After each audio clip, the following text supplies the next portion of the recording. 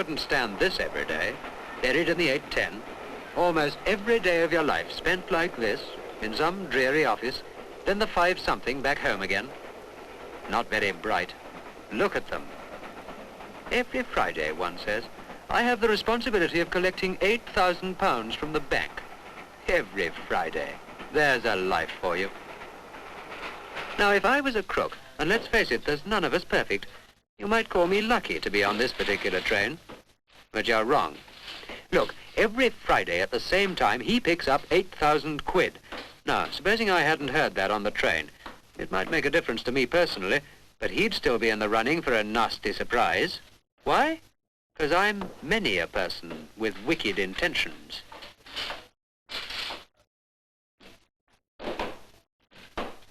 I could be anyone. I could be the bloke who also goes to the bank every Friday. I could be the shopkeeper across the road who sees him, regular as clockwork. It's his regularity that's so inviting. The same bank, the same day, the same time. I could be anyone who's seen him, or anyone who's heard him talk. Anyone, that's me. Anyone, that is, who's anxious to show him the folly of his ways. And that's no more difficult than being near the right bank, on the right day, at the right time.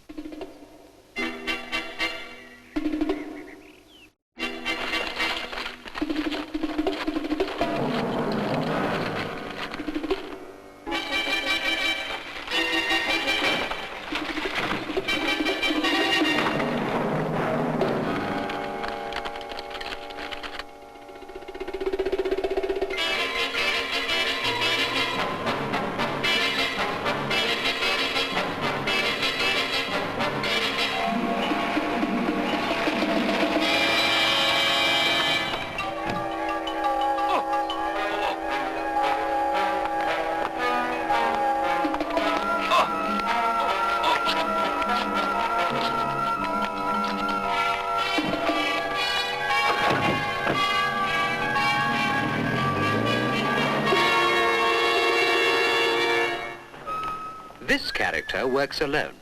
He's a small fry, but he makes a living. Quite a good living. Sort of national assistance, really. Wherever he goes, he always finds someone ready to give him a few quid. And in a day, he gets round quite a bit. Between you and me, he's a typewriter mechanic at present. Mark you, he knows nothing about typewriters. The point is, no one else knows he knows nothing about typewriters, and no one else is likely to find out. It must be a breach of British etiquette to ask to see a man's credentials. Anyway, no one's ever asked him, and I'll be surprised if anyone does this time.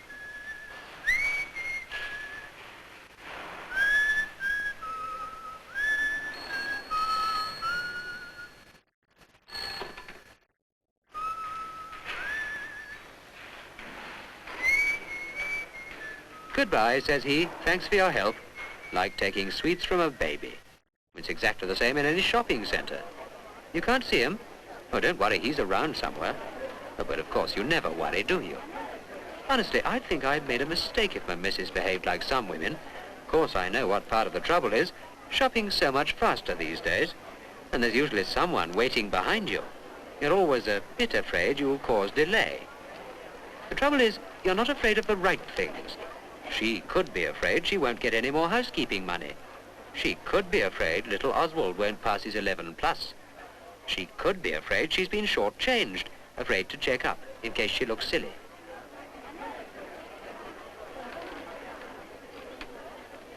But she's not afraid to trust any nimble-fingered villain who spends his life hoping for luck, like that.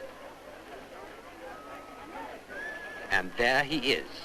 I've said it before and I'll say it again, like taking sweets from a baby. Here, I don't know why I'm going on like this. After all, people like her do keep the police nice and busy.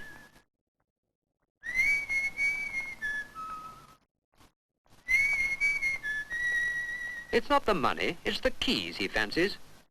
I'm not saying he won't keep the money, mind, but there's far more reward in following her to find out where she lives.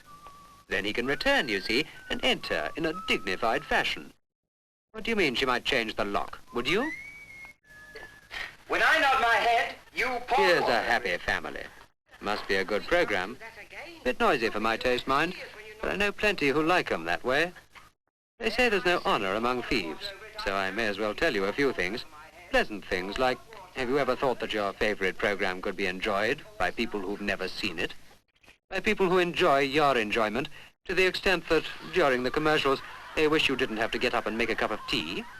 Kind, aren't they? But so are you. You often leave a window open while you're viewing, maybe to let the cat in. Believe me, with a good TV show to cover the noise, it's not always the cat that's wandering about.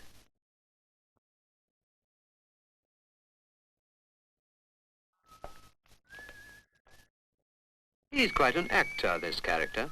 I've seen him do this meter reading stunt before. It's very funny, unless of course you're on the receiving end, or a copper with a notebook full of cases like this. It's another example of how nobody asks for credentials. The lady of the house comes to the door and, "Good morning," he says, "I've come to read the meter."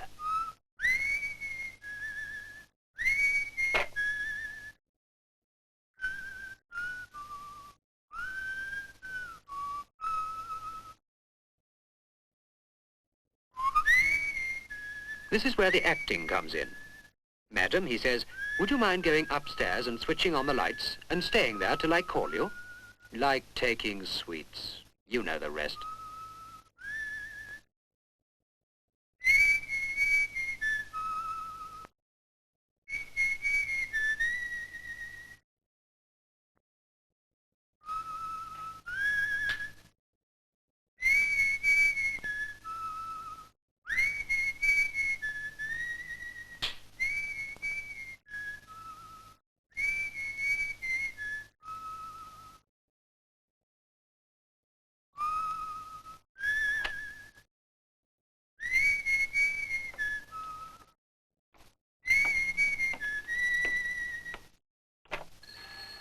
Here's a word of warning I'll gladly give. Old people don't deserve to be conned. There's enough mugs around, as you've seen, without bothering them. And if you're not so young, if you're alone, get a chain fitted on your door. No one's laughing when this happens, particularly as it encourages people to be good citizens and call the police. Oh yes, the police love people like her. Good thing there's not more about. Well, I reckon we won't see him for a while. As for the man who had the responsibility of collecting £8,000 every Friday, maybe his name in the paper will show him some sense. It's funny, but if everyone showed a bit of sense, you might find me on the 8:10 every morning. Take a revolution, that would. Whose crime is it, anyway?